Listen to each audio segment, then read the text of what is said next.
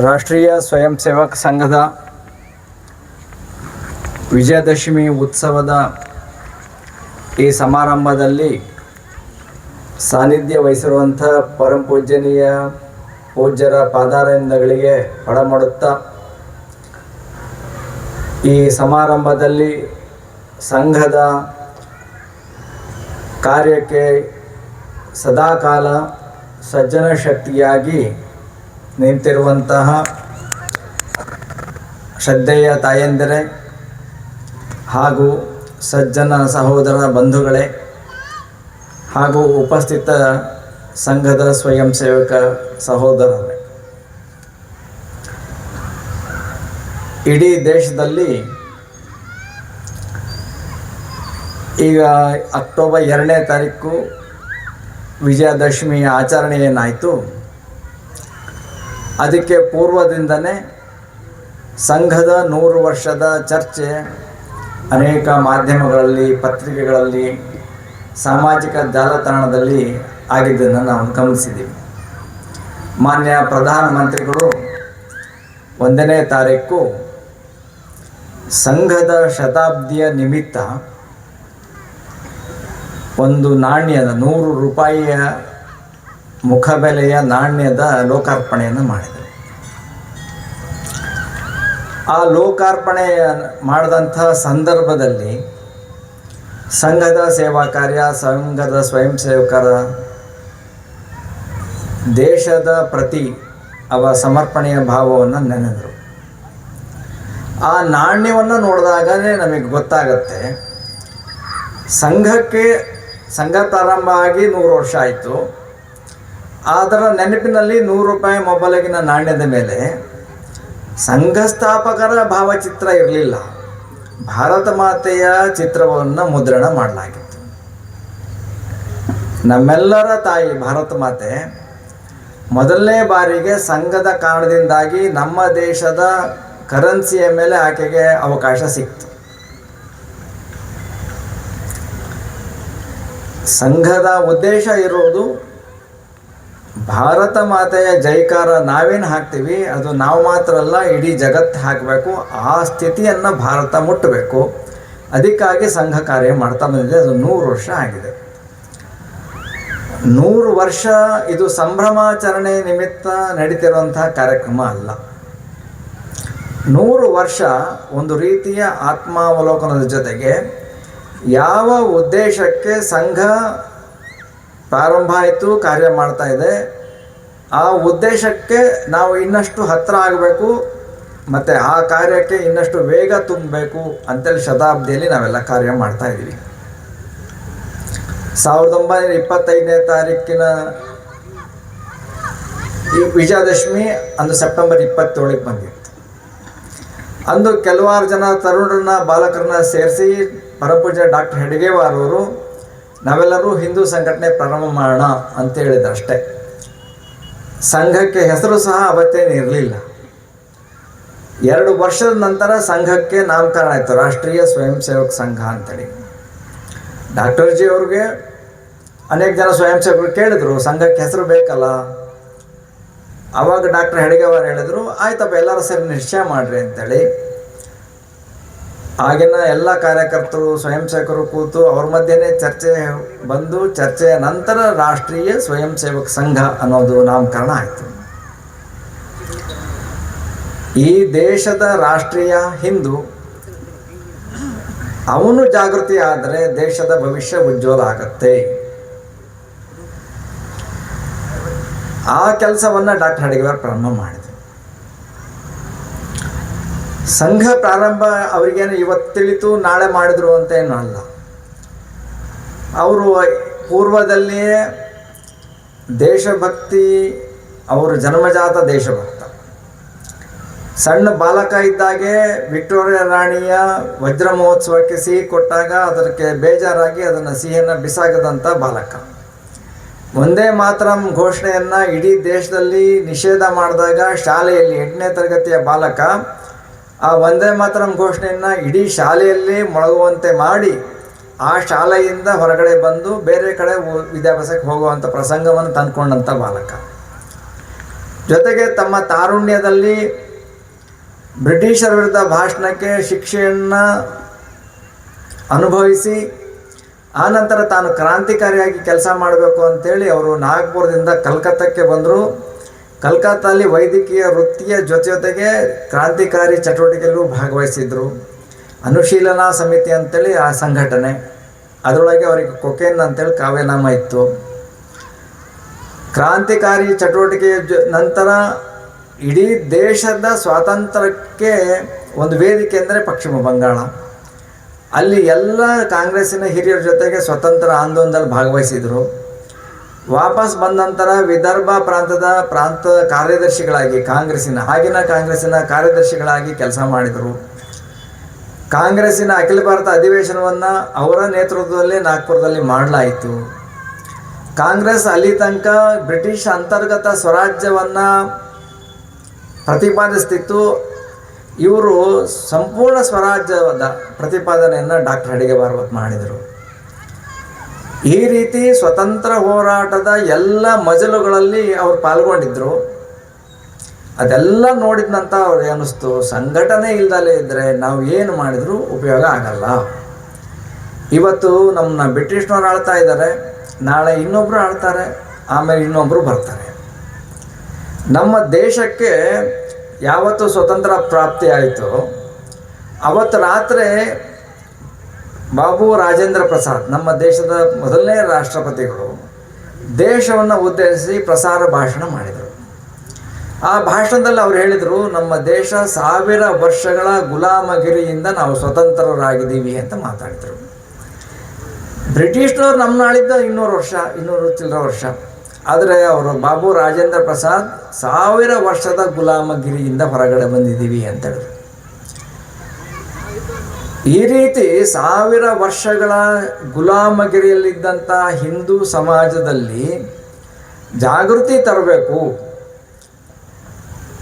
ಆ ಕಾರಣಕ್ಕಾಗಿ ಸಂಘ ಪ್ರಾರಂಭ ಆಯಿತು. ಡಾಕ್ಟರ್ ಜಿ ನಂತರ ಸಂಘದ ಸರಸಂಘಚಾಲಕರಾಗಿದ್ದಂಥ ಪರಮಪೂಜ್ಯ ಅವರು ಒಮ್ಮೆ ಮುಂಬೈನಲ್ಲಿ ಒಬ್ಬ ಪತ್ರಕರ್ತರಿಗೆ ಸಂದರ್ಶನ ಕೊಟ್ಟರು. ಆ ಪತ್ರಕರ್ತರು ಬ್ಲೀಡ್ಸ್ ಅಂತೇಳಿ ಅದು ಇಂಗ್ಲೀಷ್ ಪತ್ರಿಕೆ, ಕಾರಂಜಿಯ ಅಂತೇಳಿ ಅದರ ಸಂಪಾದಕರು. ಅವರು ಗುರೂಜಿಯ ಅವರ ಭೇಟಿಯ ನಂತರ ಅನೇಕ ಲೇಖನಗಳನ್ನು ಬರೆದರು. ಅವಾಗ ನಾನೊಂದು ಪ್ರಶ್ನೆ ಕೇಳಿದ್ದೆ ಗುರೂಜಿಯವರಿಗೆ, ನಿಮ್ಮ ಸಂಘ ಮುಸಲ್ಮಾನರ ವಿರುದ್ಧ ಕ್ರೈಸ್ತರ ವಿರುದ್ಧ ಸಂಘಟನೆ ಮಾಡಲಿಕ್ಕೆ ಪ್ರಾರಂಭ ಆಗಿರೋದು ಅನ್ನೋ ಪ್ರಶ್ನೆ ಕೇಳಿದೆ.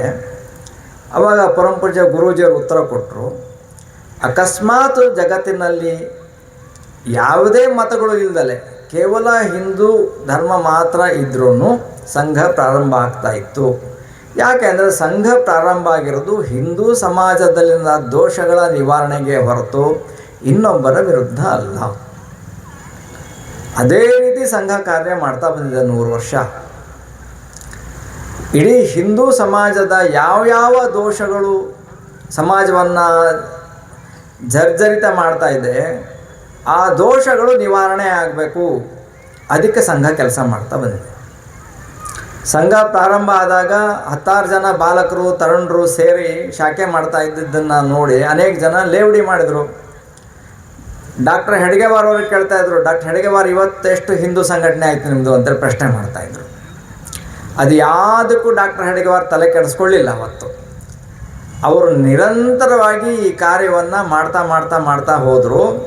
15 ವರ್ಷ ಅವರು ಮಾಡಿದ ಪ್ರಯತ್ನದ ಫಲವಾಗಿ ಇಡೀ ದೇಶದ ಎಲ್ಲ ಪ್ರಾಂತಗಳಿಗೆ ಸಂಘ ಮುಟ್ಟಿತು. ಆನಂತರ ಹಂತವಾಗಿ ಜಿಲ್ಲೆಯ ಮಟ್ಟಕ್ಕೆ, ತಾಲೂಕಿನ ಮಟ್ಟಕ್ಕೆ ಮುಟ್ಟಿದೆ.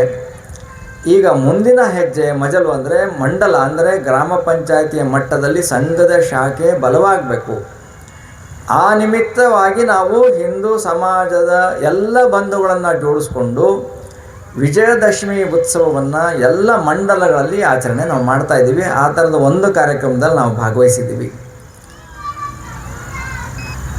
ಹಿಂದೂ ಸಮಾಜ ಯಾವ್ಯಾವ ದೋಷಗಳಿಂದಿತ್ತು ಆ ದೋಷದ ಬಗ್ಗೆ ಡಾಕ್ಟರ್ ಹೆಡ್ಗೇವಾರ್ ಭಾಷಣ ಮಾಡಲಿಲ್ಲ. ನಾವು ಈಗ ಕಾರ್ಯಕ್ರಮದಲ್ಲಿ ಪ್ರಾರಂಭದಲ್ಲಿ ನಿವೇದಿತ ಅವರ ಅಮೃತ ವಚನವನ್ನು ಕೇಳಿದ್ವಿ. ಅವರು ಇಡೀ ಹಿಂದೂ ಸಮಾಜ ಯಾವುದೇ ವಿಚಾರ ಇಲ್ಲದೆ ಕೇವಲ ಸಮಾಜದ ಸಲುವಾಗಿ ಒಂದು ತಾಸು ಇರಲಿಕ್ಕೆ ನಿವೇದಿತ ಕರೆ ಕೊಟ್ಟಿದ್ದರು. ಯಾವ ಕನಸನ್ನು ವಿವೇಕಾನಂದರು ಕಂಡ್ರೋ ಅದನ್ನು ಕಾರ್ಯರೂಪಕ್ಕೆ ತರುವಂಥ ಕೆಲಸವನ್ನು ಸಂಘ ಮಾಡ್ತಾ ಬಂದಿದೆ. ವಿವೇಕಾನಂದರು ಒಂದು ಮಾತಂದರು, ಅಂತ್ಯಜರು, ಅಜ್ಞಾನಿಗಳು, ಅನಕ್ಷರಸ್ಥರು, ರೋಗಿಷ್ಠರು ಇವರೆಲ್ಲರೂ ನಿನ್ನವರೇ, ನಿನ್ನ ರಕ್ತ ಮಾಂಸದವರೇ. ಹಾಗಾದಾಗ ಮಾತ್ರ ಇನ್ನೊಬ್ಬ ನಿಜವಾದ ಹಿಂದೂ ಅಂತ ಮಾತಂದರು. ಸಂಘ ಅದನ್ನು ಕಾರ್ಯರೂಪಕ್ಕೆ ತರ್ತಾ ಇದೆ. ಸಂಘದ ಶಾಖೆಗಳಲ್ಲಿ ಬರೋರಿಗೆ ಯಾರಿಗೂ ಯಾವ ಜಾತಿ ಅಂತ ಯಾರೂ ಕೇಳಲ್ಲ. ನೂರಾರು ವರ್ಷ ನಮ್ಮ ಸಮಾಜದಲ್ಲಿ ಏನು ಕೊರತೆ ಇತ್ತು, ಆ ಹಿಂದೂ ಭಾವದ ಕೊರತೆಯನ್ನು ಸಂಘ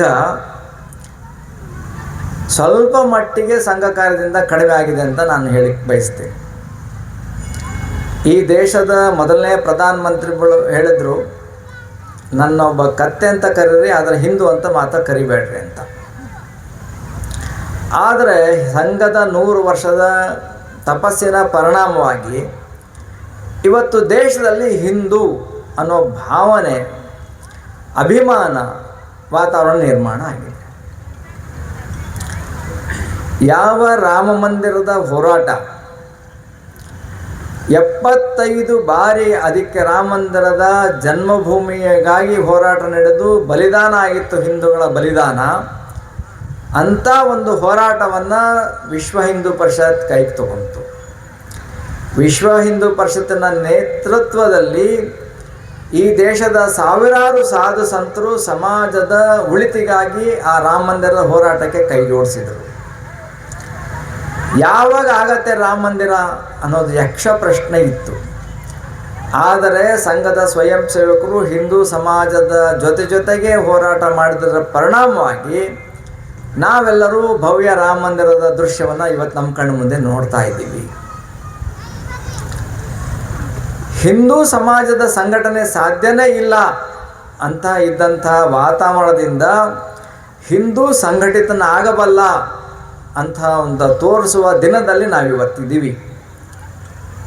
ಇವತ್ತು ಜಗತ್ತಿಗೆ ಹಿಂದೂ ಸಮಾಜ ಬೇಕು. ಯಾಕೆಂದರೆ ಹಿಂದೂಗಳು ಮಾತ್ರ ಎಲ್ಲರ ಒಳಿತನ್ನು ಬಯಸೋರು. ನಾವು ಲೋಕ ಸಮಸ್ತ ಸುಖಿನೋ ಭವಂತು ಅಂತ ಹೇಳೋರು ನಾವು ಮಾತ್ರ. ಇವನಾರವ ಎನ್ನದಿರಯ್ಯ, ಇವನಮ್ಮವ ಎಂದೆನಿಸಯ್ಯ, ಕೂಡಲ ಸಂಗಮ ದೇವ ನಿನ್ನ ಮನೆಯ ಮಗನೆಂದೆನಿಸಯ್ಯ ಅನ್ನೋರು ನಾವು ಮಾತ್ರ. ಯಾವುದೇ ದೇವ್ರನ್ನಾರೋ ನೀ ಪೂಜೆ ಮಾಡು, ಕೊನೆಗೆ ಒಬ್ಬನೇ ಭಗವಂತ, ಅವನಿಗೆ ಅದು ಸೇರುತ್ತೆ ಅಂತ ಹೇಳೋರು ನಾವು ಮಾತ್ರ. ಇಂಗ್ಲೀಷ್ನಲ್ಲಿ 2 ಪದ ಇದೆ, ಓನ್ಲಿ ಮತ್ತು ಆಲ್ಸೋ. ಓನ್ಲಿ ಅನ್ನೋರು ಜಗತ್ತಿನಲ್ಲಿ ಭಾಳ ಜನ ಇದ್ದಾರೆ, ನಂದೊಂದೇ ಶ್ರೇಷ್ಠ ಅಂತೇಳಿ. ಆದರೆ ನಾವು ಮಾತ್ರ ಆಲ್ಸೋ, ಎಲ್ಲರದು ನಿಂದು ಶ್ರೇಷ್ಠ ಅಪ್ಪ, ನಿಂದು ಶ್ರೇಷ್ಠ, ನಂದು ಶ್ರೇಷ್ಠ ಅಂತ ಹೇಳೋರು ನಾವು ಮಾತ್ರ. ಒಂದು ಬೆಟ್ಟದ ತುದಿಯನ್ನು ಏರಿ ನಿಂತ ವ್ಯಕ್ತಿಗೆ ಆ ಬೆಟ್ಟಕ್ಕೆ ಎಲ್ಲ ದಿಕ್ಕಿನಿಂದ ದಾರಿ ಇದೆ, ಹತ್ತಿ ಬರಬಹುದು ಅಂತ ಮೇಲ್ ನಿಂತವನಿಗೆ ಮಾತ್ರ ಗೊತ್ತಾಗುತ್ತೆ. ಆದರೆ ಬೆಟ್ಟದ ಮಧ್ಯಭಾಗದಲ್ಲೇ ತನ್ನ ಯಾತ್ರೆಯನ್ನು ಕೊನೆಗೊಳಿಸಿದವನಿಗೆ ಅವನಿಗೆ ಅನಿಸತ್ತೆ ಬೆಟ್ಟಕ್ಕೆ ಬರೋದು ನಂದೊಂದೇ ದಾರಿ, ಬೇರೆ ಯಾವ ದಾರಿನೂ ಇಲ್ಲ ಅಂತ ಅವನಿಗೆ ಅನಿಸತ್ತೆ. ಹಿಂದೂ ಸಮಾಜ ಆಧ್ಯಾತ್ಮಿಕ ಉನ್ನತಿಯ ಶಿಖರವನ್ನು ತಲುಪಿರೋದ ಕಾರಣಕ್ಕಾಗಿ ಯಾವುದೇ ಭಗವಂತನನ್ನು ಪೂಜೆ ಮಾಡು, ನಿನ್ನ ಸಮಾಧಾನಕ್ಕೆ ಯಾವುದೇ ರೀತಿಯಿಂದ ಪೂಜೆ ಮಾಡು, ನೀನು ಕೊನೆಗೆ ಅದೇ ಒಬ್ಬನೇ ಭಗವಂತನಿಗೆ ಸೇರುತ್ತೆ ಅಂತ ಹಿಂದೂ ಸಮಾಜದ ಸಂಸ್ಕೃತಿ ಮತ್ತು ವಿಚಾರ ಹೇಳುತ್ತೆ. ಕರೋನಾ ಸಂದರ್ಭದಲ್ಲಿ ಇಡೀ ಜಗತ್ತು ಒದ್ದಾಡ್ತು. ಮನುಷ್ಯ ಸಂಬಂಧದ ಬೆಲೆ ಬಹುಶಃ ನಮಗೆ ಅವಾಗ ಭಾಳ ಚೆನ್ನಾಗಿ ಅರ್ಥ ಆಯಿತು. ಕರೋನಾ ವ್ಯಾಕ್ಸಿನ್ನು ಕಂಡುಹಿಡಲಿಕ್ಕೆ ಆಗದಲ್ಲೇ ಇರುವಂಥ ಸುಮಾರು 120ಕ್ಕೂ ಅಧಿಕ ದೇಶಗಳಿಗೆ ನಮ್ಮ ದೇಶದ ಸರ್ಕಾರ ಕರೋನಾ ವ್ಯಾಕ್ಸಿನನ್ನು ಪುಕ್ಸಟ್ಟೆ ಸಪ್ಲೈ ಮಾಡ್ತು. ನನಗೂ ಚೆನ್ನಾಗಿ ನೆನಪಿದೆ, ಕರೋನಾಕ್ಕೆ ವ್ಯಾಕ್ಸಿನ್ ಬರ್ತಾ ಇದೆ, ಬೇರೆ ದೇಶದ ಬರ್ತಾ ಇದೆ, ಒಂದು ವ್ಯಾಕ್ಸಿನಿಗೆ 10,000 ರೂಪಾಯಿ ಆಗುತ್ತೆ, ಹಿಂಗೆಲ್ಲ ಸುದ್ದಿಗಳು ಹಬ್ಬಿತ್ತು. ಆದರೆ ನಮ್ಮ ದೇಶದ ವಿಜ್ಞಾನಿಗಳ ಪರಿಶ್ರಮದಿಂದಾಗಿ ಮೊದಲು ವ್ಯಾಕ್ಸಿನ್ ಕಂಡುಹಿಡಿದವರು ನಮ್ಮ ದೇಶದ ವಿಜ್ಞಾನಿಗಳು. ನಾವು ವ್ಯಾಕ್ಸಿನನ್ನು ಬಳಸಿ ಬೇರೆ ಜಗತ್ತಿನ ಯಾವ ದೇಶ ಸ್ವತಃ ಶಕ್ತಿ ಮೇಲೆ ವ್ಯಾಕ್ಸಿನ್ ತಯಾರಿಕೆ ಮಾಡಲಿಕ್ಕೆ ಕಷ್ಟ, ಅವರಿಗೆ ನಾವು ವ್ಯಾಕ್ಸಿನ್ ಕೊಟ್ವಿ. ಆ ವ್ಯಾಕ್ಸಿನ್ ಬಾಟಲಿಯ ಮೇಲೆ ಸಂಜೀವಿನಿ ಪರ್ವತ ಹೊತ್ತಂತ ಆಂಜನೇಯನ ಚಿತ್ರ ಇತ್ತು. ತನ್ನಂತ ಇತರರ ಬಗೆದೊಡೆ ಕೈಲಾಸ ಭಿನ್ನಾಣ ಒಕ್ಕುವುದು ಸರ್ವಜ್ಞ. ಇದು ನಮ್ಮ ಜೀವನದ ರೀತಿ. ಇವತ್ತು ಜಗತ್ತಿನಲ್ಲಿ ಅಶಾಂತಿ ಏನಾಗಿದೆ, ಆ ಅಶಾಂತಿಗೆ ಒಂದೇ ಉತ್ತರ ಅಂದರೆ ಹಿಂದುತ್ವ. ಇವತ್ತು ರಷ್ಯಾ ಉಕ್ರೇನ್ ಯುದ್ಧ ಆಗತ್ತೆ. ಆ ಯುದ್ಧದ ಮಧ್ಯೆನೂ ಅಲ್ಲಿರುವಂತಹ ರಕ್ಷಣೆ ಮಾಡಬಲ್ಲಂತಹ ಶಕ್ತಿ ಇರೋದು ಕೇವಲ ಭಾರತಕ್ಕೆ ಮಾತ್ರ ಅಂತ ಇವತ್ತು ಜಗತ್ತಿಗೆ ಗೊತ್ತಾಗಿದೆ. ಈ ರೀತಿ ಭಾರತ ಶಕ್ತಿಶಾಲಿ ಆಗೋದು ಭಾರತದ ಸಲುವಾಗಲ್ಲ, ಇಡೀ ಮನುಕುಲದ ಕಲ್ಯಾಣಕ್ಕಾಗಿ ಭಾರತ ಶಕ್ತಿಶಾಲಿ ಆಗಬೇಕಾಗಿದೆ. ಜಗತ್ತಿನಲ್ಲಿ ಮಾತನಾಡಿಯೋದು ಶಕ್ತಿವಂತರದ್ದು ಮಾತ್ರ, ದುರ್ಬಲರದಲ್ಲ. ಸಂಸ್ಕೃತ ಸುಭಾಷಿತ ಒಂದಿದೆ, ಅಶ್ವಂ ನೈವ ಗಜಂ ನೈವ ವ್ಯಾಘ್ರಂ ನೈವಚ ನೈವಚ ಅಜಾಪತ್ರಂ ಬಲಿಂ ದದ್ಯಾತ್ ದೇವೋ ದುರ್ಬಲ ಘಾತಕಃ ಅಂತ. ಯಾರು ಬಲಿಗೆ ಅಶ್ವವನ್ನು ಕೊಡಲ್ಲ, ಕುದುರೆ ಕೊಡಲ್ಲ, ಆನೆಯನ್ನು ಕೊಡಲ್ಲ, ಹುಲಿ ಸಿಂಹನಂತೂ ಕೊಡೋದೇ ಇಲ್ಲ. ಯಾರು ಬಲಿ ಕೊಡ್ತಾರೆ? ಕುರಿನೇ ಬಲಿ ಕೊಡೋದು. ಆ ರೀತಿ ಭಗವಂತ ದುರ್ಬಲರಿಗೂ ಭಗವಂತ ಸಹಾಯಕ್ಕೆ ಬರಲ್ಲ. ಆ ರೀತಿ ದುರ್ಬಲ ಸ್ಥಿತಿಯಲ್ಲಿದ್ದಂಥ ಹಿಂದೂ ಸಮಾಜಕ್ಕೆ ಸಂಘಟನೆಯ ದೃಶ್ಯ ಇವತ್ತು ಕಾಣ್ತಾ ಇದೆ ಜಗತ್ತಿನಲ್ಲಿ. ಹಿಂದೂ ಸಂಘಟಿತನಾಗಬಲ್ಲ ಅಂತ ಒಂದು ಉದಾಹರಣೆ ನಾನು ಹೇಳಲಿಕ್ಕೆ ಇಷ್ಟಪಡ್ತೀನಿ ಈ ಸಂದರ್ಭದಲ್ಲಿ. ಈಗ ಸುಮಾರು 14 ವರ್ಷದ ಕೆಳಗೆ ಜಮ್ಮುವಿನಲ್ಲಿರುವಂತಹ ಅಮರನಾಥ ಯಾತ್ರೆಗೆ ದೇಶಾದ್ಯಂತ ಹಿಂದೂಗಳು ಹೋಗೋದು ನಾವು ವಾಡಿಕೆ. ಶ್ರಾವಣ ಪೂರ್ಣಿಮೆಯ ದಿನ ಮುಗಿಲಿನಲ್ಲಿ ಚಂದ್ರ ಪೂರ್ಣಾವತಾರ ಆಗ್ತಾನೆ. ಅಮರನಾಥ ಗುಹೆಯಲ್ಲಿ ಮಹಾದೇವನ ಪೂರ್ಣಾವತಾರ ನೋಡ್ಲಿಕ್ಕೆ ಸಿಗುತ್ತೆ. ಅಂತಹ ಅಮರನಾಥನ ಸನ್ನಿಧಿಗೆ ಹೋಗ್ಬೇಕಾದ್ರೆ ಬಹಳ ಕಷ್ಟಪಟ್ಕೊಂಡು ಹೋಗ್ತಾರೆ ಯಾತ್ರಿಗಳು, ಹಿಂದೂಗಳು.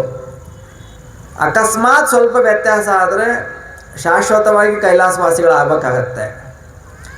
ಇಂತಹ ಅಮರನಾಥ ಯಾತ್ರೆಗೆ ಬರುವಂಥ ಯಾತ್ರಿಕರ ಸಲುವಾಗಿ ಅಲ್ಲಿ ಕನಿಷ್ಠ ಸೌಲಭ್ಯವೂ ಇಲ್ಲದಂತಹ ಸಂದರ್ಭದಲ್ಲಿ ಅಲ್ಲಿಯ ರಾಜ್ಯಪಾಲರು 64 ಎಕರೆಯಷ್ಟು ಜಾಗವನ್ನು ಅಮರನಾಥ ಶ್ರೈನ್ ಬೋರ್ಡಿಗೆ ಕೊಟ್ಟರು.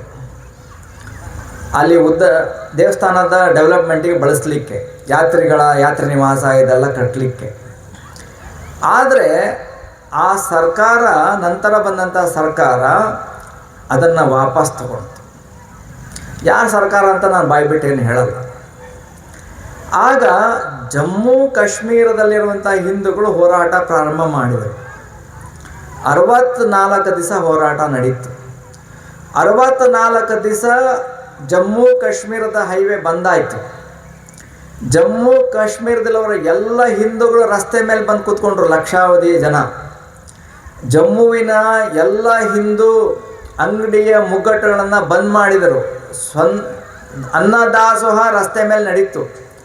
ಅಂಗಡಿಯಲ್ಲಿ ಕೆಲಸ ಮಾಡುವಂಥ ಮಾಲೀಕ ತನ್ನ ಕಾರ್ಮಿಕರಿಗೆ ಹೇಳ್ದ, ಎಲ್ಲಿ ತನಕ ಈ ಹೋರಾಟ ಮುಕ್ತಾಯ ಆಗಲ್ಲ ಅಲ್ಲಿ ತನಕ ನಿನಗೆ ಪುಕ್ಕಟ್ಟೆ ಸಂಬಳ, ಹೋರಾಟಕ್ಕೆ ಹೋಗು ನೀನು, ನಾನು ಬರ್ತೇನೆ.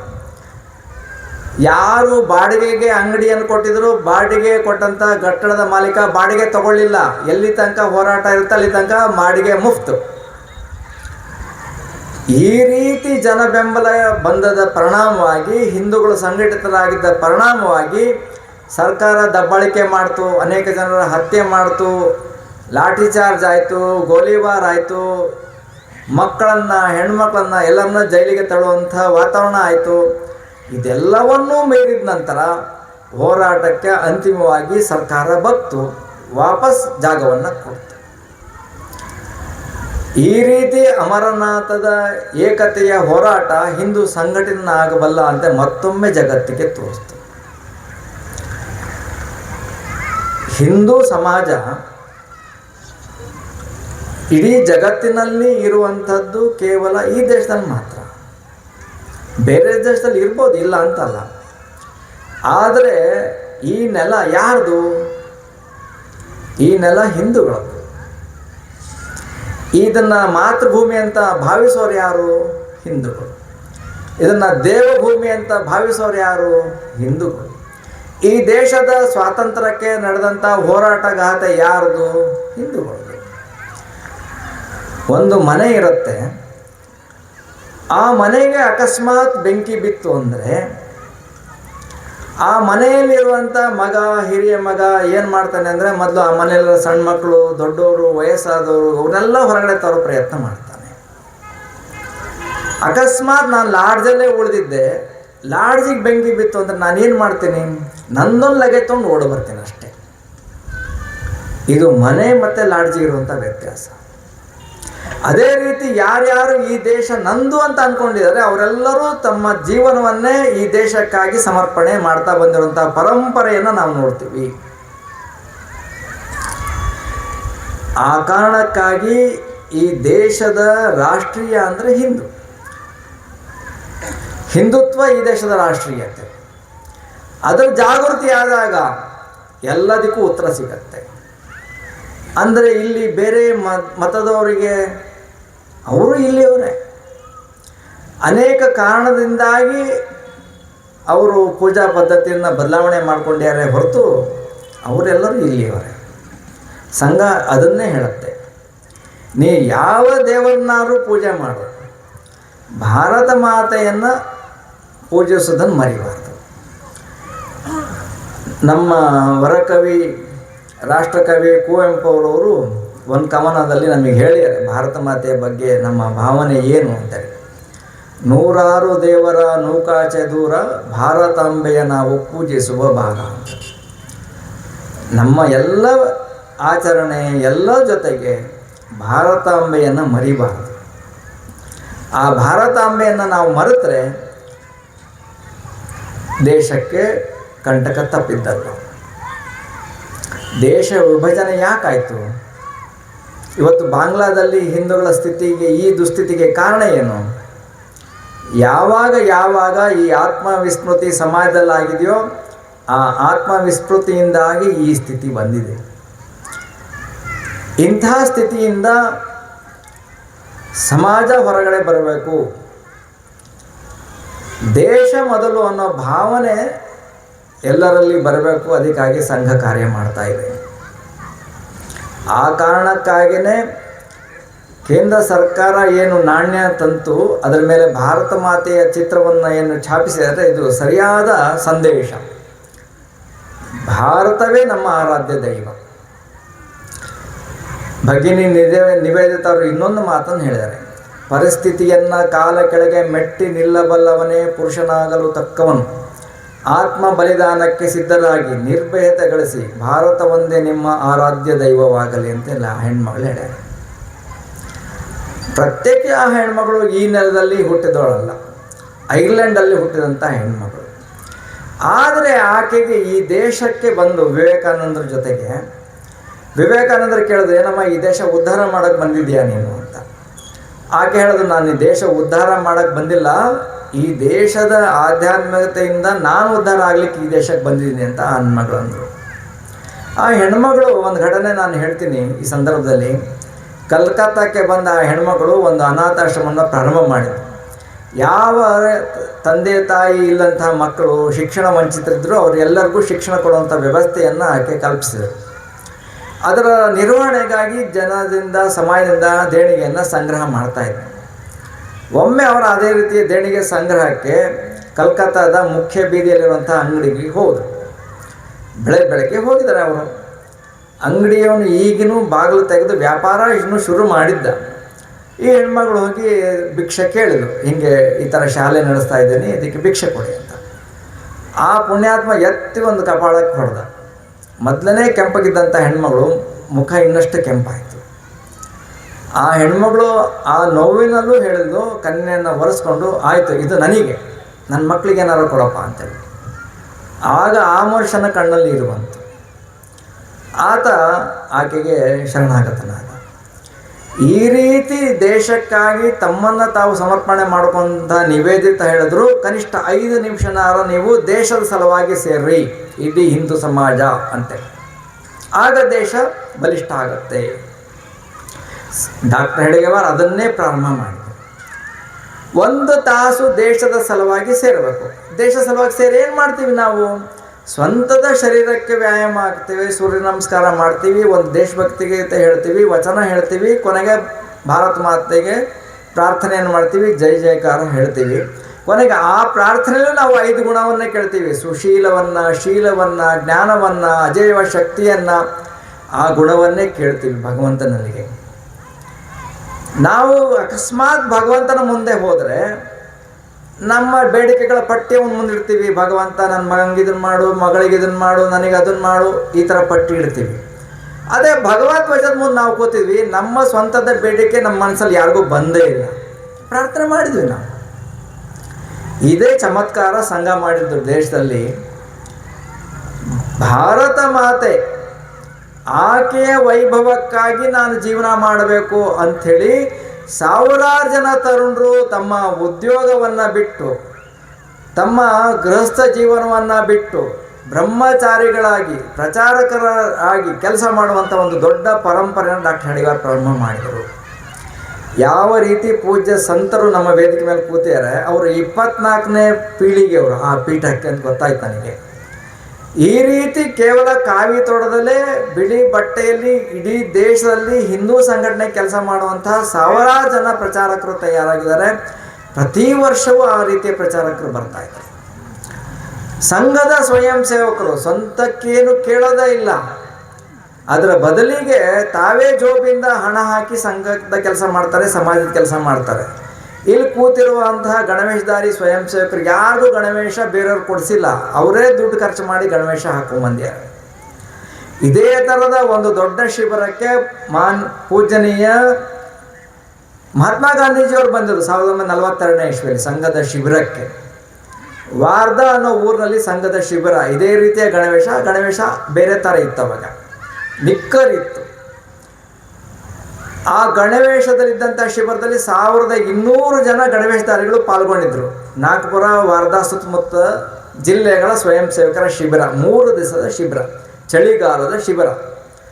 ಆ ಶಿಬಿರ ನಡೀತಿದ್ದಂತಹ ಪಕ್ಕದಲ್ಲಿಯೇ ಮಹಾತ್ಮ ಗಾಂಧೀಜಿಯವರ ವಸತಿ ಇತ್ತು, ಜಮನ್ಲಾಲ್ ಬಜಾಜ್ ಅವರ ಮನೆಯಲ್ಲಿ. ಮೊದಲೇ ದಿವಸ ಗಾಂಧೀಜಿಯವರು ಆ ದೃಶ್ಯ ನೋಡಿದ್ರು. ಬೆಳಗ್ಗೆ 5 ಗಂಟೆಗೆ ಶಂಖೋದ್ಘೋಷ ಆಗೋದು, ಸಂಘದ ಸ್ವಯಂ ಸೇವಕರ ಚಟುವಟಿಕೆ ಎಲ್ಲ ನೋಡಿದರು.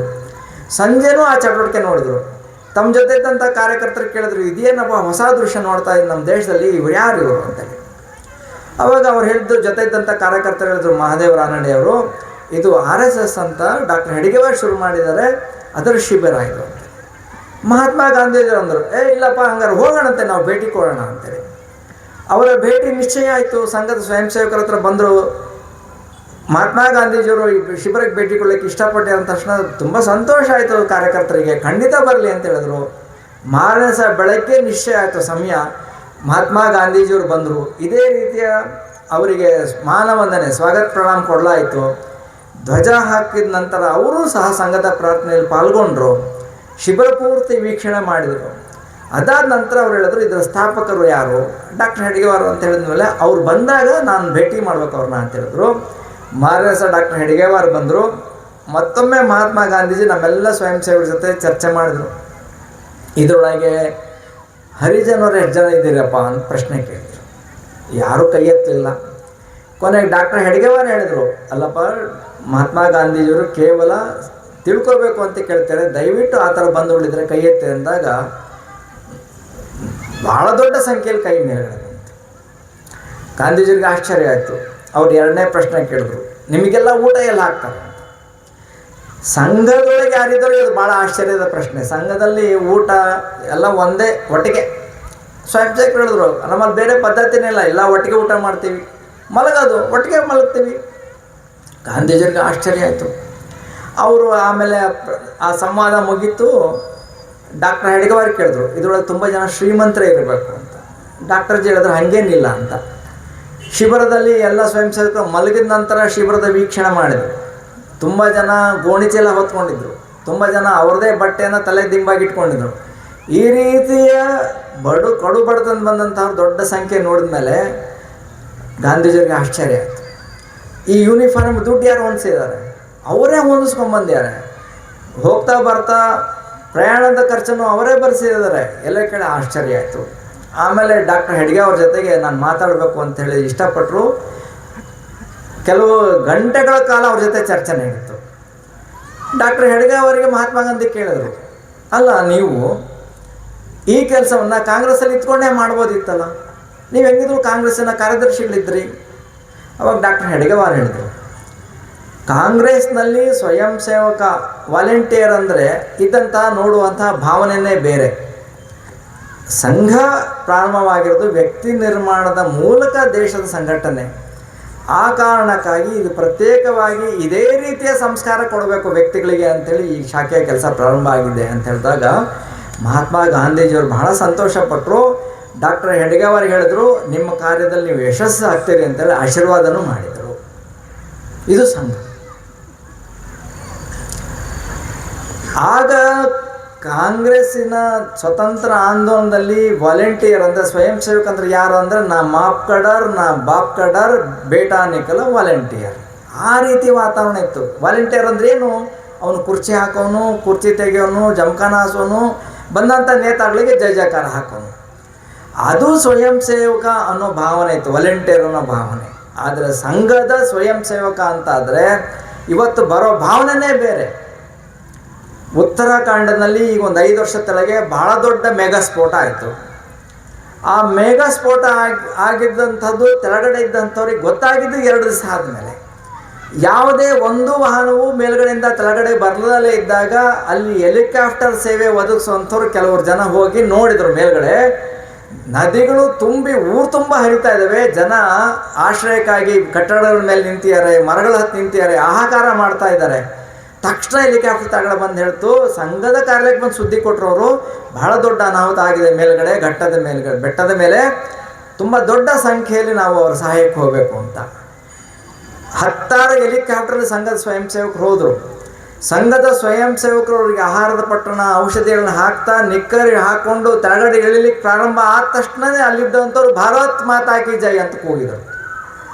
ಅವ್ರಿಗೆ ಯಾರಿಗೂ ಸಂಘ ಸೂಚನೆ ಕೊಟ್ಟಿರಲಿಲ್ಲ, ನೀವೆಲ್ಲ ನಾವು ಬಂದ ತಕ್ಷಣ ಘೋಷಣೆಗೆ ಹೋಗ್ರಿ ಅಂತ. ಎಲ್ಲರ ಒಳಗಡೆಯಿಂದ ಭಾವನೆ ಬಂತು. ಸಂಘದ ನಿಕ್ಕರ್ ನೋಡಿದ ತಕ್ಷಣ, ಸಂಘದ ಸ್ವಯಂ ಸೇವಕ ನೋಡಿದ ತಕ್ಷಣ ಇವತ್ತು ಸಂಘದವ್ರು ಬಂದಿರು, ನಾವು ಬಚಾವ್, ನಮ್ಮನ್ನು ಉಳಿಸ್ತಾರೆ. ಈ ರೀತಿ ಯಾವುದೇ ದೇಶದ ಕೆಷ್ಟದ ಸನ್ನಿವೇಶದಲ್ಲಿ ಸಂಘದ ಸ್ವಯಂ ಸೇವಕ ಎದೆ ಕೊಟ್ಟು ನಿಂತ್ಕೊಂತಾರೆ. ಈ ದೇಶದ ಮೊದಲನೇ ಪ್ರಧಾನಮಂತ್ರಿಗಳಿಗೆ ನಮ್ಮ ಬಗ್ಗೆ ಒಂದು ಸ್ವಲ್ಪ ದ್ವೇಷ ಇತ್ತು. ಅವರು ಭಾಷಣದಲ್ಲಿ ಹೇಳ್ತಾ ಇದ್ರು, ಈ ನೆಲದ 1 ಇಂಚು ಜಾಗದಲ್ಲೂ ಭಗವಧ್ವಜ ಹಾರಕ್ಕೆ ಬಿಡಲ್ಲ ಅಂತ ಮಾತಾಡ್ತಾ ಇದ್ದರು. ಆದರೆ ಪ್ರತ್ಯಕ್ಷ 1962ನೇ ಇಸ್ವಿಯ ಗಣರಾಜ್ಯೋತ್ಸವದ ಪೆರೇಡಿಗೆ ಸಂಘವನ್ನು ಆಹ್ವಾನ ಮಾಡಿದರು. ಗಣರಾಜ್ಯೋತ್ಸವ ಪೆರೇಡ್ ಹೆಂಗಿರುತ್ತೆ ನೀವೆಲ್ಲ ನೋಡಿದಿರಿ ಟಿವಿಯಲ್ಲಿ. ಜನವರಿ 26ಕ್ಕೆ ನಮ್ಮ ದೇಶದ ಮಿಲಿಟರಿಯ ಶಕ್ತಿಯ ಅನಾವರಣ ಆಗುತ್ತೆ. ಅಂಥ ಪೆರೇಡಿಗೆ ಸಂಘದ ಸ್ವಯಂ ಸೇವಕರು ಪಾಲ್ಗೊಳ್ಳಿ ಅಂತ ಪಂಡಿತ್ ಜವಾಹರ್ಲಾಲ್ ನೆಹರು ಹೇಳಿ ಕಳಿಸಿದರು. ಇನ್ನು 4 ದಿವಸ ಇತ್ತು ಸಂಚಲನ, ಅವಾಗ ಹೇಳಿ ಕಳಿಸಿದರು. ಸಂಘದ ಸ್ವಯಂ ಸೇವಕರು 3600 ಸಂಖ್ಯೆಯಲ್ಲಿ ಸಂಘದ ಘೋಷ ಸಹಿತ ಪಥಸಂಚಲನದಲ್ಲಿ ಭಾಗವಹಿಸಿದ್ರು. ಇದಕ್ಕೆ ಯಾಕೆ ಕರೆದ್ರು? ಆಗೇನು ಚೀನಾ ಜೊತೆಗೆ ನಮ್ಮ ಯುದ್ಧ ಆಗ್ತಾ ಇತ್ತು, ದ್ವೇಷದ ವಾತಾವರಣ ಇತ್ತು. ಆ ಸಂದರ್ಭದಲ್ಲಿ ಸೈನ್ಯದ ಜೊತೆಗೆ ಹೆಗಲಿಗೆ ಹೆಗಲು ಕೊಟ್ಟು ಸಂಘದ ಸ್ವಯಂ ಸೇವಕರು ಕೆಲಸ ಮಾಡೋದನ್ನು ಹತ್ತಿರದಿಂದ ಪ್ರಧಾನಮಂತ್ರಿಗಳು ನೋಡಿದರು. ಆವಾಗ ಸಂಘದ ಬಗ್ಗೆ ಇದ್ದಂಥ ಭಾವನೆ ಅವರಿಗೆ ವ್ಯತ್ಯಾಸ ಆಯಿತು. ಅನೇಕ ಜನ ಮಿಲಿಟರಿ ಅಧಿಕಾರಿಗಳು ಸಂಘದ ಹಿರಿಯರಿಗೆ ಕೇಳ್ತಾರೆ, ನೀವು ನಿಮ್ಮ ಸ್ವಯಂ ಸೇವಕರಿಗೆ ಏನು ಶಿಕ್ಷಣ ಕೊಡ್ತೀರಿ? ದೇಶದ ಯುದ್ಧದ ಸಂದರ್ಭದಲ್ಲೂ ಅವ್ರು ಬರ್ತಾರೆ, ನಾವು ಸಹಾಯ ಮಾಡ್ತೀವಿ ಅಂತ ಬರ್ತಾರೆ. ಏನಾರ ಸೈನಿಕರಿಗೆ ಬ್ಲಡ್ ಬೇಕಾ, ನಾವು ಕೊಡ್ತೀವಿ ಅಂತ ಬರ್ತಾರೆ. ಅನೇಕ ಜನ ಹತ್ಯೆಗೊಳಗಾದಂಥ ವೀರಮರಣ ಅಪ್ಪಿದಂಥ ಸೈನಿಕರ ಶವಕ್ಕೆ ಸಂಸ್ಕಾರಕ್ಕೂ ಅವ್ರು ಹೆಗಲು ಕೊಡ್ತಾರೆ. ಏನು ನೀವು ಕೊಡ್ತೀರಿ ಶಿಕ್ಷಣ? ಸಂಘದ ಹಿರಿಯರು ಹೇಳಿದ್ರು, ಕೇವಲ ನಾವು ಕಬಡ್ಡಿ ಆಡಿಸ್ತೀವಿ ಶಾಖೆಯಲ್ಲಿ. ಆ ರೀತಿಯ ಶಾರೀರಿಕ ಶಿಕ್ಷಣ, ಈ ದೇಶ ನಂದು ಅನ್ನೋ ಭಾವನೆ ಬರುವಂತಹ ಬೌದ್ಧಿಕ ಶಿಕ್ಷಣ, ಈ ಸಮಾಜ ನಂದು ಅನ್ನೋ ಭಾವನೆ, ಆತ್ಮೀಯತೆ ತರುವಂತಹ ಶಿಕ್ಷಣ, ಸಂಸ್ಕಾರ, ಇದು ಸಂಘದ ಸ್ವಯಂ ಸೇವಕ ಯಾವುದೇ ಸಂದರ್ಭದಲ್ಲಿ ತನ್ನ ಆಯ್ಕೆ ಮೊದಲು ದೇಶ, ಈ ರೀತಿ ಇಡೀ ದೇಶದ ಮಾನಸಿಕತೆ ತಯಾರಾದಾಗ ಮಾತ್ರ ದೇಶ ಜಗತ್ತಿನಲ್ಲಿ ನಂಬರ್ 1 ಆಗುತ್ತೆ. ಅಂಥ ದಿನಗಳು ಹತ್ರನೇ ಇದೆ, ಭಾಳ ದೂರ ಇಲ್ಲ. ಆದರೆ ಹಿಂದೂ ಸಮಾಜ ಆ ರೀತಿಯ ಜಾಗೃತಿಯ ನಿರ್ಮಾಣ ಮಾಡ್ಕೋಬೇಕಾಗಿದೆ. ಅದಕ್ಕೆ ವರ್ಷ ಪೂರ್ತಿ ನಡೆಯುವಂಥ ಸಂಘದ ಕಾರ್ಯದಲ್ಲಿ ಇಡೀ ಸಮಾಜವನ್ನು ಜೋಡಿಸುವಂಥ ಒಂದು ಸಣ್ಣ ಹೆಜ್ಜೆಯನ್ನು ಇವತ್ತು ಕಾರ್ಯಕ್ರಮದಲ್ಲಿ ಪ್ರಾರಂಭ ಮಾಡಿದ್ದೀವಿ. ಬರೋ ದಿನಗಳಲ್ಲಿ ಸಂಘದ ಸ್ವಯಂ ಸೇವಕರು ಪ್ರತಿ ಮನೆಗೆ ಭೇಟಿ ಕೊಟ್ಟು 5 ಸಂಗತಿಗಳನ್ನು ಹೇಳೋರಿದ್ದಾರೆ. ಅದಾದ ನಂತರ ಪ್ರತಿ ಮಂಡಲ ಮಟ್ಟದಲ್ಲಿ, ಅಂದರೆ ಗ್ರಾಮ ಪಂಚಾಯತಿ ಮಟ್ಟದಲ್ಲಿ ಇಡೀ ಹಿಂದೂ ಸಮಾಜವನ್ನು ಸೇರಿಸಿ ಆ 5 ಸಂಗತಿಗಳನ್ನು ಮತ್ತೆ ಪುನಃಸ್ಮರಣೆ ಮಾಡೋರಿದ್ದೀವಿ ನಾವು. ಅವೆರಡೂ ಯಾಕೆ ಅಂದರೆ ಹಿಂದೂ ಸಮಾಜದಲ್ಲಿರುವ ದೋಷಗಳು ದೂರ ಆಗತ್ತೆ, ದೇಶದಲ್ಲಿರುವಂಥ ದೋಷಗಳು ದೂರ ಆಗತ್ತೆ, ದೇಶಕ್ಕೆ ಶಕ್ತಿ ಕೊಡುತ್ತೆ. ಆ ರೀತಿಯ 5 ಸಂಗತಿಗಳನ್ನು ಸಂಘ ಯೋಚನೆ ಮಾಡಿ ಸಮಾಜದ ಮುಂದೆ ಇಡ್ತಾ ಇದೆ. ಒಂದು ಹಿಂದೂ ಸಮಾಜ, ಹಿಂದೂ ಕುಟುಂಬದ ಏನು ಸಂಸ್ಕಾರ ಇದೆ ಅದನ್ನು ಪ್ರತಿಯೊಂದು ಕುಟುಂಬವೂ ಬಿಂಬಿಸೋ ರೀತಿಯ ಹಿಂದೂ ಕುಟುಂಬಗಳಾಗಬೇಕು. ಅದು ಸಂಘದ ಆಸೆ. ನಮ್ಮ ಕುಟುಂಬ ಏನಿದೆ, ಹಿಂದೂ ಕುಟುಂಬ, ನಮ್ಮ ಮನೆಯಲ್ಲಿ ಕೇಕ್ ಕಟ್ ಮಾಡೋಲ್ಲ, ನಮ್ಮ ಮನೆಯಲ್ಲಿ ಮಕ್ಕಳಿಗೆ ಆರತಿ ಬೆಳಗ್ತೀವಿ, ಶತಾಯುಷಿ ಆಗುವಂಥ ಆಶೀರ್ವಾದ ಮಾಡ್ತೀವಿ ಹಿರಿಯರು ಅನ್ನೋದು ಭಾವನೆ ಬರಬೇಕು. ನಮ್ಮ ಮನೆ ಕೇವಲ ಹೆಸರಿನಿಂದಲ್ಲ, ನಮ್ಮ ಆಚಾರ, ವಿಚಾರ, ಮಾತು, ನಡವಳಿಕೆಯಿಂದ ನಮ್ಮದು ಹಿಂದೂ ಕುಟುಂಬ ಅಂತ ಅನ್ನಿಸ್ಬೇಕು. ಆ ರೀತಿ ಹಿಂದೂ ಕುಟುಂಬ ಅದೇ ಥರ ಇತ್ತು. ಕೆಲವು ವಿಸ್ಮೃತಿಯಿಂದಾಗಿ ಕೆಲವು ದೋಷಗಳು ನಮ್ಮಲ್ಲಿ ಸೇರಿಕೊಂಡಿದ್ದೇವೆ. ಆ ದೋಷಗಳನ್ನು ಬಿಟ್ಟು ಹಿಂದೂ ಕುಟುಂಬ ಚೆನ್ನಾಗಾಗಬೇಕು ಅನ್ನೋ ಸಂಗತಿಯನ್ನು ಸಮಾಜಕ್ಕೆ ಹೇಳಬೇಕಾಗಿದೆ. ಅದು ಮೊದಲನೇ ಸಂಗತಿ. ಎರಡನೇ ಸಂಗತಿ, ಹಿಂದೂ ಸಮಾಜ ಸಮರಸತೆಗೆ ಒತ್ತು ಕೊಡಬೇಕು. ಹಿಂದೂ ಸಮಾಜ, ಇಡೀ ಹಿಂದೂ ಸಮಾಜ ನಂದಪ್ಪ. ಇದರೊಳಗೆ ಹುಟ್ಟಿರುವಂತಹ ಪ್ರತಿಯೊಬ್ಬ ವ್ಯಕ್ತಿ, ಅವನು ಯಾವ ಜಾತಿಯಲ್ಲಾರು ಹುಟ್ಟಲಿ, ನಾವು ಯಾರು ಅಪ್ಲಿಕೇಶನ್ ಹಾಕಿ ಹುಟ್ಟಿಲ್ಲ, ನಾನು ಈ ಜಾತಿಯಲ್ಲಿ ಹುಟ್ಟಬೇಕು, ಆ ಜಾತಿಯಲ್ಲಿ ಹುಟ್ಟಬೇಕು, ನಾನು ಬಡವನ ಮನೆ ಹುಟ್ಟಬೇಕು, ನಾನು ಶ್ರೀಮಂತನ ಮನೆ ಹುಟ್ಟಬೇಕು, ಹುಟ್ಟಿದ್ದೀವಿ. ನಾವು ಒಂದಾಗಿ ಬಾಳಬೇಕು. ಎಲ್ಲರಿಗೂ ಸ್ಮಶಾನ ಅವಕಾಶ ಒಂದೇ ಥರ ಇರಬೇಕು, ನೀರು ಎಲ್ಲರಿಗೂ ಅವಕಾಶ ಇರಬೇಕು, ಮಂದಿರ ಪ್ರವೇಶ ಎಲ್ಲರಿಗೂ ಇರಬೇಕು. ಆ ರೀತಿಯ ಸಾಮಾಜಿಕ ಸಮರಸತೆ ಬಂದಿದ ಸಮಾಜದಲ್ಲಿ ಇನ್ನಷ್ಟು ಹೆಚ್ಚಾಗುವ ಅವಶ್ಯಕತೆ ಇದೆ. ಹೀಗೆ ಕೆಲವು ತಿಂಗಳ ಕೆಳಗೆ ನಡೆದಂಥ ಮಹಾಕುಂಭಮೇಳ ಸಮರಸತೆಗೆ ಒಂದು ಸ್ಪಷ್ಟ ಉದಾಹರಣೆ. ಇಡೀ ಜಗತ್ತಿನ ಪಾಪ್ಯುಲೇಷನ್ ಏನಿದೆ ಭಾರತ ಹೊರತುಪಡಿಸಿ ಅದರ 40% ಜನ ಬಂದು ಸ್ನಾನ ಮಾಡ್ಕೊಂಡು ಹೋಗ್ಬೇಕು. ಇಡೀ ಹಿಂದೂ ಸಮಾಜ ಆ ಸಮರಸತೆಯ ಕುಂಭಮೇಳದಲ್ಲಿ ಪಾಲ್ಗೊಳ್ತು. ಈ ರೀತಿ ಸಮರಸತೆ ನಮ್ಮ ಎಲ್ಲರ ಮನೆಗಳಲ್ಲಿ ಬರಬೇಕು. ಇದು ಎರಡನೇ ಸಂಗತಿ. ಮೂರನೇದು ಸ್ವದೇಶಿ ಆಚರಣೆ. ಸ್ವದೇಶಿ ಆಚರಣೆ ಬಗ್ಗೆ ಮಾನ್ಯ ಪ್ರಧಾನಮಂತ್ರಿಗಳು ಸಹ ಮೊನ್ನೆ ಒತ್ತು ಹೇಳಿದ್ದಾರೆ. ಯಾವುದು ನಮ್ಮ ದೇಶದಲ್ಲಿ ಉತ್ಪತ್ತಿ ಆಗತ್ತೆ ಆ ವಸ್ತುಗಳನ್ನು, ಆ ಕಂಪನಿಯ ವಸ್ತುಗಳನ್ನು ಖರೀದಿ ಮಾಡೋಣ, ದೇಶ ಆರ್ಥಿಕವಾಗಿ ಬಲಿಷ್ಠ ಆಗತ್ತೆ. ಇವತ್ತು ಅಮೇರಿಕದ ಹುಚ್ಚಾಟವನ್ನು ನೋಡ್ತಾ ಇದ್ದೀವಿ. ನಮ್ಮ ದೇಶದ ವಸ್ತುಗಳ ಮೇಲೆ 100%, 50% ತೆರಿಗೆ ಹಾಕ್ತಾರೆ. ಆದರೆ ಪ್ರತ್ಯಕ್ಷ ನಮ್ಮ ದೇಶದಲ್ಲಿ ತಯಾರಾಗೋ ಕಂಪನಿಯ ವಸ್ತುಗಳನ್ನು ನಾವು ಖರೀದಿ ಮಾಡಿದರೆ ಭಾರತ ಬೇರೆ ಹೊರಗಡೆ ಮಾರ್ಕೆಟ್ ಹುಡುಕೋ ಅವಶ್ಯಕತೆನೇ ಇಲ್ಲ. ಜಗತ್ತಿನ ಅತಿ ದೊಡ್ಡ ಮಾರ್ಕೆಟ್ ಅಂದರೆ ಭಾರತ, ಇಡೀ ಜಗತ್ತಿಗೆ ಗೊತ್ತದು. ನಾವು ಒಂದು ವಸ್ತು ಖರೀದಿ ನಮ್ಮದೇ ಕಂಪ್ನಿ ಖರೀದಿ ಮಾಡಿಬಿಟ್ರೆ ಸಾಕು, ಅವರಿಗೆ ದೊಡ್ಡ ಪಾಠ ಕಲಿಸ್ಬೋದು. ಜೊತೆಗೆ ಸ್ವಭಾಷೆ, ನಮ್ಮ ಮಾತೃಭಾಷೆ, ನಾನು ಕನ್ನಡ ನಮ್ಮ ಮಾತೃಭಾಷೆ ಆಗಿರಲಿ, ತಮಿಳು ಆಗಿರಲಿ, ತೆಲುಗು ಆಗಿರಲಿ, ಮಲಯಾಳಂ ಆಗಿರಲಿ, ಮರಾಠಿ ಆಗಿರಲಿ, ಎಲ್ಲವೂ ರಾಷ್ಟ್ರೀಯ ಭಾಷೆಗಳೇ. ನನ್ನ ಮಾತೃಭಾಷೆಯನ್ನು ನಾನು ಚೆನ್ನಾಗಿ ಬಳಕೆ ಮಾಡ್ಬೇಕು ನಮ್ಮ ಮನೆಯಲ್ಲಿ. ನೀವೇನಾರ ಅಕಸ್ಮಾತ್ ನಮ್ಮ ಎದುರುಗಡೆ ಬಂದವರಿಗೆ ಕನ್ನಡದಲ್ಲಿ ನಿನ್ನ ದೂರವಾಣಿ ಮೊಬೈಲ್ ಸಂಖ್ಯೆ ಹೇಳಪ್ಪ ಅಂದರೆ ತಡಬಡಿಸ್ತೀವಿ ನಾವು. ಅರ್ಧ ಗಂಟೆ ಕನ್ನಡದಲ್ಲಿ ಸ್ಪಷ್ಟವಾಗಿ ಮಾತಾಡಪ್ಪ ಅಂದರೆ ಕಷ್ಟ ಆಗತ್ತೆ. ಅಷ್ಟು ಕಲಸು ಮೇಲೋಗರಾಗ್ಬಿಟ್ಟಿದೆ ಕನ್ನಡ ಭಾಷೆ. ಕನ್ನಡ ಭಾಷೆ ಅದು ನಮ್ಮ ಸಂಸ್ಕೃತಿ, ಅದು ಉಳಿಸ್ಬೇಕಲ್ಲ. ಕನ್ನಡ ಭಾಷೆಯಲ್ಲೇ ನಾವು ಹಸ್ತಾಕ್ಷರ ಮಾಡ್ತೀವ ನಮ್ಮ ವ್ಯವಹಾರಕ್ಕೆ, ನಮ್ಮ ಬ್ಯಾಂಕಿನ ವ್ಯವಹಾರಕ್ಕೆ, ಅದನ್ನು ನಾವು ಮಾಡಬೇಕು. ಆ ಭಾಷೆ ನಮ್ಮ ಸಂಸ್ಕೃತಿ, ನಮ್ಮ ಸ್ವಾಭಿಮಾನದ ಸಂಕೇತ, ಅದನ್ನು ನಾವು ಬೆಳೆಸಬೇಕು. ಯಾವುದು ನಮ್ಮ ಮಾತೃಭಾಷೆಯೋ ಅದನ್ನು ಚೆನ್ನಾಗಿ ನಾವು ಬೆಳೆಸೋಣ, ನಮ್ಮ ಮುಂದಿನ ಪೀಳಿಗೆಗೂ ಅದನ್ನು ಕೊಡೋಣ ಅಂತ. ಜೊತೆಗೆ ವರ್ಷಕ್ಕೆ ಒಮ್ಮೆನಾದರೂ ನಮ್ಮ ವೇಷಭೂಷೆಯಲ್ಲಿ ನಮ್ಮ ಆಚರಣೆಗಳನ್ನು ಮಾಡೋಣ. ಸ್ವದೇಶಿ ಸ್ವಾಭಿಮಾನದ ಭಾವನೆಯನ್ನು ಇಡೀ ಸಮಾಜದಲ್ಲಿ ಜಾಗೃತಿ ಮಾಡಬೇಕಾಗಿದೆ. ಅದಾದ ನಂತರ ಪರಿಸರ. ನಮಗೆಲ್ಲರಿಗೂ ಇರೋದು ಇದೊಂದೇ ಭೂಮಿ. ಈ ಭೂಮಿಯ ರಕ್ಷಣೆ ಯಾರು ಮಾಡಬೇಕು? ಅದನ್ನು ನಾವೇ ಮಾಡಬೇಕು. ಇವತ್ತು ಭೂಮಿಯ ಹಾಳಾಗ್ತಿರೋದಕ್ಕೆ ದೊಡ್ಡ ಕಾರಣ ಅಂದರೆ ಪ್ಲಾಸ್ಟಿಕ್. ಯಾವ ಹಳ್ಳಿಗೆ ಹೋಗ್ರಿ, ನಗರಕ್ಕೆ ಹೋಗ್ರಿ, ಹೊಲಗಳಿಗೆ ಹೋಗ್ರಿ, ಮಂದಿರಗಳಿಗೆ ಹೋಗ್ರಿ, ಬೆಟ್ಟಕ್ಕೆ ಹೋಗ್ರಿ, ರಾಶಿ ರಾಶಿ ರಾಶಿ ಪ್ಲಾಸ್ಟಿಕ್ ಬಿದ್ದಿರುತ್ತೆ. ಇಡೀ ಪರಿಸರದಲ್ಲಿ ಡಿಕಾಂಪೋಸ್ ಆಗದಲ್ಲಿರುವಂಥ ಒಂದೇ ವಸ್ತು ಅಂದರೆ ಪ್ಲಾಸ್ಟಿಕ್. ಅದನ್ನು ಎಷ್ಟೆಷ್ಟು ನಾವು ದೂರ ಇಡ್ತೀವೋ ಅಷ್ಟಷ್ಟು ಪರಿಸರ ಉಳಿಯುತ್ತೆ. ನಮ್ಮ ಪಶು ಪಕ್ಷಿಗಳು ಉಳಿತದೆ, ನಮ್ಮ ಗೋ ಸಂಪತ್ತು ಉಳಿತದೆ. ಜೊತೆಗೆ ನೀರು, ಯಾವ ಶುದ್ಧವಾದ ನೀರು ಬರುತ್ತೆ, ಸಿಹಿ ನೀರು, ಅದು ಭಾಳ ಕಡಿಮೆ ಇದೆ ಜಗತ್ತಿನಲ್ಲಿ. ಅದನ್ನು ಮಿತವಾಗಿ ಬಳಸಬೇಕು. ಹರಿಯೋ ನೀರನ್ನ ತೆವಳೋಂಗೆ ಮಾಡಬೇಕು, ತೆವಳೋ ನೀರನ್ನು ನಿಲ್ಲಂಗೆ ಮಾಡಬೇಕು, ನಿಂತ ನೀರನ್ನು ಅಲ್ಲೇ ಬಸಿಯಂಗೆ ಮಾಡಬೇಕು. ಆ ರೀತಿ ನೀರಿನ ಬಗ್ಗೆ ಜಾಗೃತಿ ಮಾಡಬೇಕು. ನಾವು ವರ್ಷಕ್ಕೆ ಒಮ್ಮೆನಾರು ಒಂದು ಮರವನ್ನು ನೆಡ್ತೀನಿ ಪ್ರತಿ ಮನೆಯಿಂದ ಅಂತೇಳಿ ಸಂಕಲ್ಪ ಮಾಡಬೇಕು. ಈ ರೀತಿ ಪ್ಲಾಸ್ಟಿಕ್, ಪಾನಿ ಅವ್ರ ಪೇಡ್, ಈ ಮೂರ ಬಗ್ಗೆ ಎಲ್ಲರೂ ಕೆಲಸ ಮಾಡಬೇಕು. ಆವಾಗ ಇದು ಭೂಮಿ ನಮಗೆ ಉಳಿತದೆ. ಇಲ್ಲಲ್ಲೇ ಇದ್ದರೆ ಅನೇಕ ಏನು ಗ್ಲೋಬಲ್ ವಾರ್ಮಿಂಗ್ ಅಂತ ಹೇಳ್ತಾರೆ, ಇನ್ನೊಂದು ಹೇಳ್ತಾರೆ, ಋತುಗಳ ಬದಲಾವಣೆ ವ್ಯತ್ಯಾಸ ಆಗ್ತಾ ಇದೆ. ಯಾವಾಗೋ ಬೇಡಾದಾಗ ಮಳೆ ಬರುತ್ತೆ, ಬೇಕಾದಾಗ ಮಳೆ ಬರಲ್ಲ. ಇದೆಲ್ಲ ಹೋಗಬೇಕು ಅಂದರೆ ಪರಿಸರ ಚೆನ್ನಾಗಿ ಸಂರಕ್ಷಣೆ ಮಾಡಬೇಕು. ಭೂಮಿಯ ಸತ್ವವನ್ನು ಗೊಬ್ಬರ ಹಾಕಿ ಹಾಕಿ ಹಾಕಿ ಹಾಳು ಮಾಡ್ದಲೇ ಸತ್ವವನ್ನು ಉಳಿಸುವಂಥ ರೀತಿಯ ನಮ್ಮ ಪದ್ಧತಿ, ಸಾವಯವ ಕೃಷಿ ಪದ್ಧತಿ ಇರ್ಬೋದು, ಗೋವಿನ ಗೊಬ್ಬರ ಹಾಕೋಂಥ ಇರ್ಬೋದು. ಈ ರೀತಿಯ ಪರಿಸರದ ಜಾಗೃತಿ 4ನೇ ಸಂಗತಿ.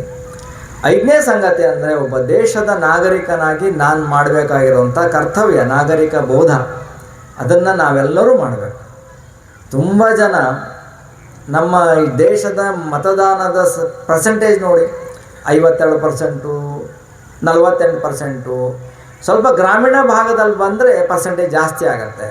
ಆದರೆ ನಗರ ಪ್ರದೇಶಗಳಲ್ಲಿ ಮತದಾನ ಮಾಡೋಕ್ಕೆ ಹೋಗಲ್ಲ. ಅಕಸ್ಮಾತ್ ಎಲೆಕ್ಷನ್ ಕಮಿಷನ್ ಏನಾರ ಶುಕ್ರವಾರ ವೋಟಿಂಗ್ ಇಟ್ಟುಬಿಟ್ರೆ ಮುಗಿದೋಯ್ತು ಕತೆ. ಯಾರು ವೋಟಿಂಗ್ ಬೂತ್ ಕಡೆ ಸುಳಿಯೋದೇ ಇಲ್ಲ, ಎಲ್ಲರೂ ಔಟಿಂಗ್, ಎಲ್ಲರೂ ತಿರ್ಗಕ್ಕೆ ಹೋಗಿರ್ತಾರೆ. ಆಮೇಲೆ ಭಾಷಣ ಮಾಡ್ತಾರೆ, ಮೋದಿ ಹಂಗೆ ಮಾಡಬೇಕು, ದೇವೇಗೌಡರು ಹಿಂಗೆ ಮಾಡಬೇಕು, ಅವ್ರು ಹಿಂಗೆ ಮಾಡಬೇಕು, MLA ಹಿಂಗೆ ಮಾಡಬೇಕು, MP ಹಿಂಗೆ ಮಾಡಬೇಕು. ತಾನೇನು ಮಾಡಬೇಕು ಅದು ಮಾಡಲ್ಲ. ತಾನೊಂದು ವೋಟ್ ಹಾಕಬೇಕು, ಹಾಕಲ್ಲ. ಅದರ ಬದಲಿಗೆ 100% ಮತದಾನ ಸಮಾಜ ಮಾಡುತ್ತಾ ಆಗ ಸರಿಯಾದ ವ್ಯಕ್ತಿಗಳೇ ಆಯ್ಕೆ ಆಗಿ ಬರ್ತಾರೆ. ಅಷ್ಟೇ ಅಲ್ಲ, ಅನೇಕ ಸಂಗತಿಗಳಿದ್ದಾವೆ. ದೇಶದ ರಾಷ್ಟ್ರೀಯ ಹಬ್ಬದಲ್ಲಿ ನಾವು ಪಾಲ್ಗೊಳ್ತೀವ, ದೇಶದ ಹಕ್ಕುಗಳ ಬಗ್ಗೆ ಏನು ಮಾತಾಡ್ತೀವಿ, ಅದೇ ರೀತಿಯ ಕರ್ತವ್ಯ ಏನಿದೆ ಸಂವಿಧಾನ ಹೇಳಿದ, ಆ ಸಂವಿಧಾನದಲ್ಲಿರುವಂಥ ಕರ್ತವ್ಯಗಳ ಪಾಲನೆಯನ್ನು ನಾವು ಮಾಡಬೇಕು. ಈ ರೀತಿ ದೇಶದ ಸಾಮಾನ್ಯ ವ್ಯಕ್ತಿ ದೇಶವನ್ನು ಪ್ರೀತಿಸಬೇಕು, ದೇಶದ ಬಗ್ಗೆ ತನ್ನ ಕರ್ತವ್ಯ ಇದೆ ಅನ್ನೋ ಸಂಕಲ್ಪವನ್ನು ತೊಡಬೇಕು. ಆಗ ಮಾತ್ರ ದೇಶ ಉದ್ಧಾರ ಆಗುತ್ತೆ. ಸ್ವಾಮಿ ರಾಮತೀರ್ಥ ಅಂತೇಳಿ ಒಬ್ಬರು ಹಿರಿಯರು ಆಗೋದು ಸ್ವತಂತ್ರ ಹೋರಾಟಗಾರ, ಆಧ್ಯಾತ್ಮಿಕ ಮಹಾಪುರುಷರ ಜೊತೆ ಸ್ವತಂತ್ರ ಹೋರಾಟಗಾರ.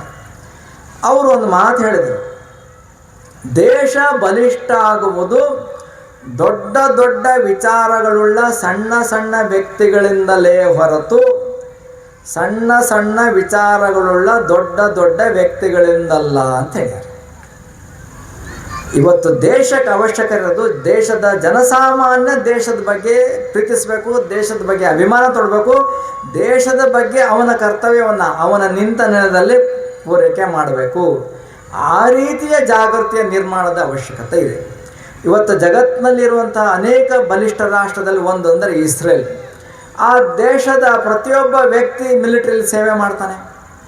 ಆ ದೇಶ ಇರೋದು ನಮ್ಮ ಒಂದು ಬಳ್ಳಾರಿ ಕೊಪ್ಪಳ ಜಿಲ್ಲೆ ಸೇರೋದಕ್ಕಿಂತ ಸಣ್ಣದ ದೇಶ. ಆ ದೇಶ ಇವತ್ತು ಜಗತ್ತಿಗೆ ಸೆಡ್ ಹೊಡಿತದೆ, ಯಾರು ಅವ್ರ ತಂಟೆಗೆ ಹೋಗೋಕ್ಕಾಗಲ್ಲ, ಆ ರೀತಿ ಬಲಿಷ್ಠರಿದ್ದಾರೆ. ಅದಕ್ಕೆ ಕಾರಣ ಅಂದರೆ ಅವರ ಸ್ವಾಭಿಮಾನ. ಅವರ ಭಾಷೆ, ಹಿಬ್ರು ಭಾಷೆ ಸತ್ತೋಗಿತ್ತು, ಅದನ್ನು ಅವರು ಪುನಶ್ಚೇತನ ಮಾಡಿದರು. ಎಲ್ಲರೂ ಅದೇ ಭಾಷೆಯಲ್ಲಿ ವ್ಯವಹಾರ ಮಾಡೋದು ಕಲ್ತರು. ವಿಜ್ಞಾನದ ಪುಸ್ತಕ ಅದರೊಳಗೆ ಬಂತು, ವೈದ್ಯಕೀಯ ಪುಸ್ತಕ ಅದೇ ಭಾಷೆಯಲ್ಲಿ ಬಂತು. ಇವತ್ತು ಅದೇ ಭಾಷೆಯಲ್ಲಿ ಅವರು ವ್ಯವಹಾರ ಮಾಡ್ತಾರೆ. ಜಗತ್ತಿನ ಯಾರೇ ಬರಲಿ, ಅವರು ನಮ್ಮ ರೀತಿಯ ತೋಟಗಾರಿಕೆಗೆ ಫಲವತ್ತಾದ ಭೂಮಿ ಇಲ್ಲೇ ಇಲ್ಲ.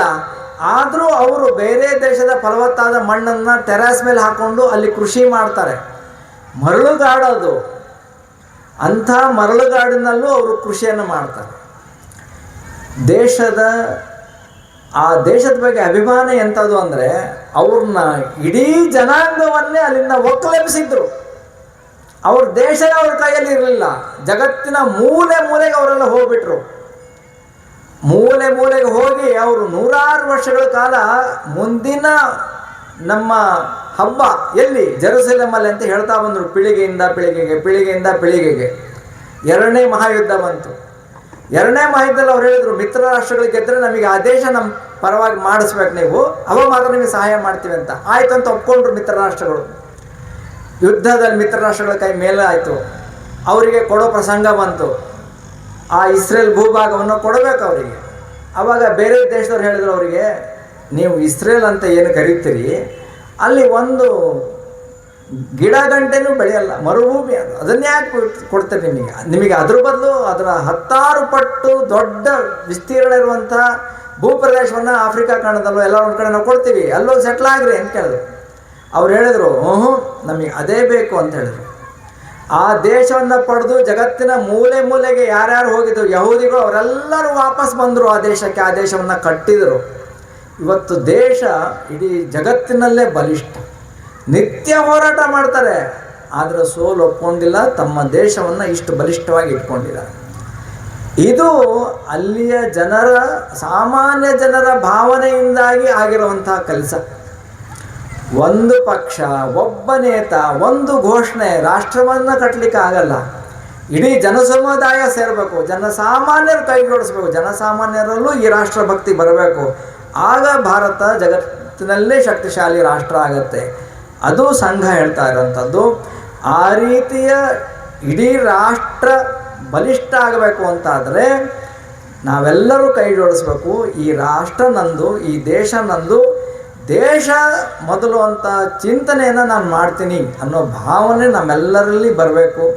ಬಂದೇ ಬರುತ್ತೆ. ಯಾಕೆಂದರೆ ನಮ್ಮಲ್ಲಿರೋದೇ ಆ ರಕ್ತ. ನಾವೆಲ್ಲರೂ ದೇಶದಕ್ಕೆ ಪ್ರೀತಿ ಮಾಡುವಂಥ ಜನರೇ ಇದ್ದೀವಿ ಇಡೀ ದೇಶದಲ್ಲಿ. ಮತ್ತೊಮ್ಮೆ ದೇಶದ ಬಗ್ಗೆ ನಮ್ಮ ಕರ್ತವ್ಯ, ದೇಶದ ಪ್ರತಿ ನಮ್ಮ ಶ್ರದ್ಧೆಯನ್ನು ಇನ್ನಷ್ಟು ಜಾಗೃತಿ ಮಾಡ್ಕೊಂಬ ಮೂಲಕ ಮುಂದಿನ ಭಾರತ ಏನಿದೆ, ಬಲಿಷ್ಠ ಭಾರತದ ನಿರ್ಮಾಣಕ್ಕೆ ಎಲ್ಲರೂ ಕೂಡಿರುವಂಥ ಸಮರಸತೆಯ ರಾಷ್ಟ್ರದ ಸಮಾಜದ ನಿರ್ಮಾಣಕ್ಕೆ ನನ್ನದು ಒಂದು ಪಾಲಿರಲಿ ಅನ್ನೋ ರೀತಿಯಲ್ಲಿ ಪ್ರತಿಯೊಬ್ಬ ಹಿಂದೂ ಯೋಚನೆ ಮಾಡೋ ಅವಶ್ಯಕತೆ ಇದೆ. ಆ ರೀತಿಯ ಕಾರ್ಯಕ್ಕೆ ತಮ್ಮೆಲ್ಲರ ಸಹಭಾಗಿತ್ವ, ಸಹಯೋಗವನ್ನು ನಾನು ಅಪೇಕ್ಷೆ ಪಡ್ತಾ, ತಮ್ಮೆಲ್ಲರ ಸಹಕಾರವನ್ನು ನಿರೀಕ್ಷೆ ಮಾಡ್ತಾ ಇವತ್ತಿನ ಕಾರ್ಯಕ್ರಮಕ್ಕೆ ತಾವೆಲ್ಲ ಬಂದಿದ್ದೀರಿ. ತಮ್ಮೆಲ್ಲರಿಗೂ ಒಂದನ್ನು ಸಲ್ಲಿಸ್ತಾ ನನ್ನ ಮಾತು ಮುಗಿಸ್ತೇನೆ. ಪೂಜ್ಯರ ಆಶೀರ್ವಚನೆ ಇರಬೇಕಾಗಿ ಕೇಳ್ಕೊಂಡು ನನ್ನ ಮಾತು ಮುಗಿಸ್ತೇನೆ. ನಮಸ್ಕಾರ.